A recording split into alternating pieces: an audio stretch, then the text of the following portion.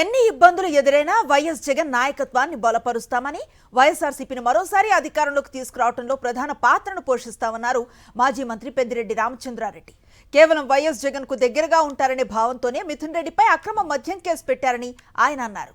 చంద్రబాబు కక్ష సాధింపుగా చేసిన దానికి ప్రతిఫలం అనుభవిస్తారని, ఆయనకొచ్చే ఎన్నికల్లో ప్రజలే బుద్ధి చెప్తారని స్పష్టం చేశారు. తమ కుటుంబాన్ని పలు రకాల కేసులతో భయభ్రాంతులకు గురిచేసి రాజకీయంగా అణచివేసేందుకు చంద్రబాబు కుట్రలు పన్నారని చెప్తున్న మాజీ మంత్రి పెద్దిరెడ్డి రామచంద్రారెడ్డి నుంచి మరింత సమాచారం మా ప్రతినిధి మూర్తి అందిస్తారు. కూటమి ప్రభుత్వం అధికారంలోకి వచ్చినప్పటి నుంచి ఆంధ్రప్రదేశ్ రాష్ట్రంలో ఈ యొక్క కక్ష సాధింపు చర్యలకు దిగుతోంది. ప్రధానంగా పెద్దిరెడ్డి కుటుంబాన్ని టార్గెట్ చేసుకుని ఈ తప్పుడు కేసులతో వేధింపులకు గురి చేసినటువంటి పరిస్థితులు నెలకొన్నాయి. ఈ నేపథ్యంలోనే రాజంపేట ఎంపీ మిథున్ రెడ్డి గారిని 73 రోజుల పాటు జైల్లో పెట్టి ఇబ్బందులకు గురి చేసింది. చివరకు ఏమీ లేకుండానే ఏమీ సాధించకుండానే ఈరోజు ఇబ్బందులు పెట్టినటువంటి పరిస్థితులు వెలుగు చూశాయి. ఈ నేపథ్యంలో మనతో మాట్లాడటానికి పెద్దిరెడ్డి రామచంద్రారెడ్డి గారు మనకు అందుబాటులో ఉన్నారు. సార్, ఓవరాల్ గా చూస్తా ఉంటే కేవలం పెద్దిరెడ్డి కుటుంబాన్ని టార్గెట్ చేసుకుని ఇబ్బంది పెట్టాలన్నటువంటి చర్యలే ఈ రోజు రాష్ట్ర వ్యాప్తంగా వినిపిస్తున్నటువంటి మాట. ఈ అక్రమ కేసు అనుకుంటున్నారు, ఏ విధంగా చూడాలి? ఈరోజు రాష్ట్రం మొత్తం మీద దౌర్జన్యాలు, దమనకాండలు, మర్డర్లు, దోపిడీలు అన్నీ కూడా జరుగుతూ ఉన్నాయి చంద్రబాబు నాయుడు వారి కుమారుడి ఆధ్వర్యంలో. మరి ఇదంతా ప్రజలంతా కూడా గమనిస్తూ ఉన్నారు. అదేవిధంగా మా మీద లేనిపోని ఆరోపణలన్నీ చేసి మదనపల్లి ఫైల్స్ అన్నారు. అక్కడికి డీజీపీని, కమిషనర్, ల్యాండ్ సిఎల్ఏ కమిషనర్ను, అడిషనల్ డీజీ, సిఐడి వీళ్ళందరినీ కూడా పంపించి చేశారు. ఆడేం కూడా లేదు. అన్యాయంగా అధికారులను అరెస్ట్ చేయడం, వారిని బాధించడం, మా పేరు చెప్పాలని చెప్పి ఒత్తిడి చేయడం, ఇలాంటివన్నీ కూడా అన్ని రకాల ఫారెస్ట్ అన్నారు, ఆడ కూడా ఏమీ లేదు. ఈ విధంగా అనేక రకాల కేసులన్నీ కూడా చూపించి మమ్మల్ని భయభ్రాంతులు చేసి రేపు ఎన్నికల్లో మేము సైలెంట్గా ఉండేదో లేకపోతే రాజకీయాల నుంచి వైదొలిగేదో చేస్తారని చెప్పి ఆలోచనతో చంద్రబాబు నాయుడు ఇవన్నీ కూడా చేస్తూ ఉన్నాడు. ప్రజలందరూ కూడా గమనిస్తూ ఉన్నారు. ఇబ్బందులు ఎన్ని వచ్చినా కూడా మేము జగన్ అండగా ఉంటాం. జగన్మోహన్ రెడ్డి గారి నాయకత్వాన్ని బలపరుస్తాం.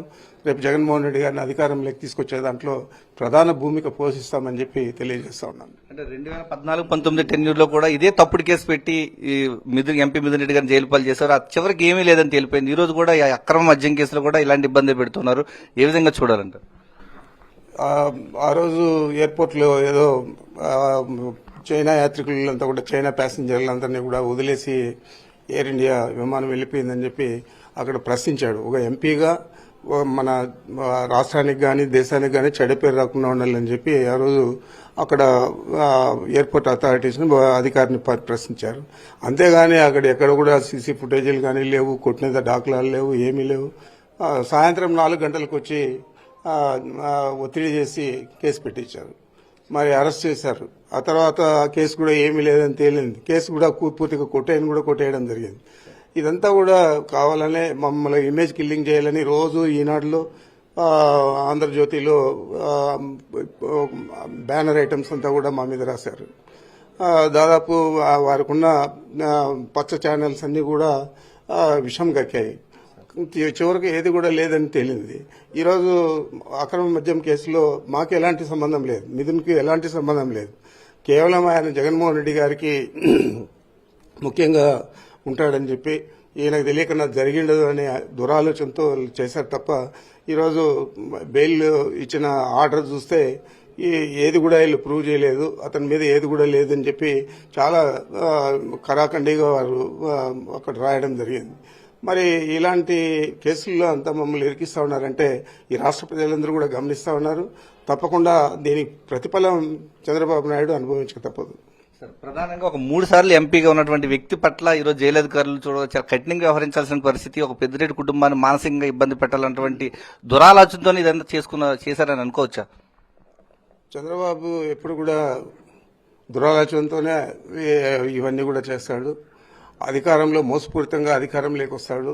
ఈ రాష్ట్ర ప్రజలందరినీ కూడా సూపర్ 6, సూపర్ 7 అని చెప్పి పూర్తి స్థాయిలో మోసం చేశాడు. దాదాపు వాళ్ళు ఇచ్చిన హామీలన్నీ నెరవేర్చాలంటే ఈ మన దేశానికి సంబంధించిన ఒక సంవత్సర బడ్జెట్ ఈ హామీలకంతా కూడా కావాల్సి వస్తుంది. మరి ఇక్కడ ఏమి కూడా లేదు. నిన్న కూడా 2,000 కోట్లు అప్పు చేశాడు.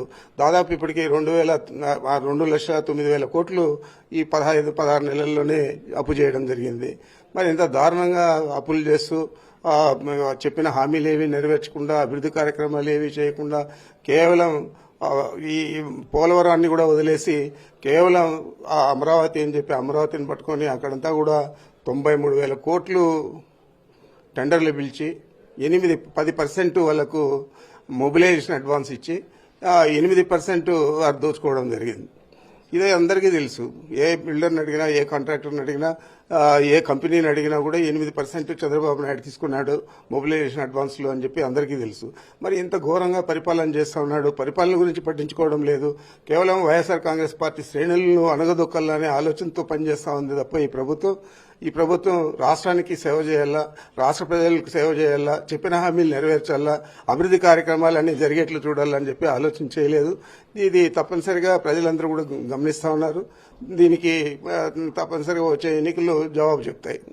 ప్రధానంగా ఉమ్మడి చిత్తూరు జిల్లాలో పెద్దిరెడ్డి కుటుంబం ఈ రోజు మిథున్ రెడ్డి గారి అరెస్టు తర్వాత విడుదల కావడం పట్ల పెద్ద ఎత్తున సంబరాలు చేసుకుంటూ ఉన్నారు. నిజమైన దసరా వచ్చిందని చెప్పి సంతోషపడుతున్నారు. ఏ విధంగా చూడాలంటే వాళ్ళకి మీరు అభిమానులు చెప్పేటువంటి మాట ఏంటి సార్? మేము ఎప్పుడు కూడా ప్రజలు అంటే నడుస్తూ ఉన్నాము. ప్రజల మంచి చెడ్డలన్నీ కూడా చూసుకుంటూ ఉన్నాము. మాకు చేతనైన మేర అందరికీ కూడా సేవ చేస్తూ ఉన్నాము. ఎక్కడ కూడా మేము మాట చెప్పి మాట తప్పిన దాఖలాలు ఎక్కడ కూడా లేవు. మరి ఆ విధంగా మేము రాజకీయం చేస్తూ ఉన్నాం కాబట్టి ఈరోజు ఇంత పెద్ద ఎత్తున మన జిల్లా ప్రజలు కానీ, లేదా ఉమ్మడి చిత్తూరు జిల్లా ప్రజలు కానీ, లేదా అన్నమయ్య జిల్లాకు సంబంధించిన వారు కానీ వీళ్ళందరూ కూడా చాలా అభిమానంతో వచ్చారు. మనం అందరూ కూడా చూస్తూ ఉన్నాం. అందరూ కూడా మిథున్ రెడ్డి మీద ఎంతో ప్రేమ అభిమానాలు పెట్టి ఈరోజు రావడం జరిగింది. మేము ఎప్పుడు కూడా ప్రజలు అంటే నడుస్తూ ఉన్నాము. ప్రజల మంచి చెడ్డలన్నీ కూడా చూసుకుంటూ ఉన్నాము. మాకు చేతనైన మేర అందరికీ కూడా సేవ చేస్తూ ఉన్నాము. ఎక్కడ కూడా మేము మాట చెప్పి మాట తప్పిన దాఖలాలు ఎక్కడ కూడా లేవు. మరి ఆ విధంగా మేము రాజకీయం చేస్తూ ఉన్నాం కాబట్టి ఈరోజు ఇంత పెద్ద ఎత్తున మన జిల్లా ప్రజలు కానీ, లేదా ఉమ్మడి చిత్తూరు జిల్లా ప్రజలు కానీ, లేదా అన్నమయ్య జిల్లాకు సంబంధించిన వారు కానీ వీళ్ళందరూ కూడా చాలా అభిమానంతో వచ్చారు. మనం అందరూ కూడా చూస్తూ ఉన్నాం. అందరూ కూడా మిథున్ రెడ్డి మీద ఎంతో ప్రేమ అభిమానాలు పెట్టి ఈరోజు రావడం జరిగింది. Thank you sir. కూటమి ప్రభుత్వం కక్ష సాధింపు చర్యలకు చేస్తున్నటువంటి పెద్దిరెడ్డి కుటుంబానికి ఎక్కడ కూడా వెనక్కి తగ్గేది లేదంటున్నారు. వైఎస్ జగన్మోహన్ రెడ్డిని తిరిగి ముఖ్యమంత్రి చేసుకునేందుకు తాము ఎలాంటి కేసులైనా ఎదుర్కొంటామంటున్నారు. కేవలం కూటమి ప్రభుత్వం అభివృద్ధిని పక్కన పెట్టి కమిషన్ల కోసమే కకృతి పడుతుంది తప్ప ఇచ్చిన హామీలను గాలికి వదిలేసి ఈరోజు కక్ష సాధింపు చర్యలకు దిగుతోందంటూ మాజీ మంత్రి పొంగనూరు ఎమ్మెల్యే ఆ YSR Congress party regional coordinator Peddireddy Ramachandra Reddy చెబుతున్నారు. కెమెరామెన్ ఎల్ఐతో విజయమూర్తి, సాక్షి టీవీ, తిరుపతి నుంచి.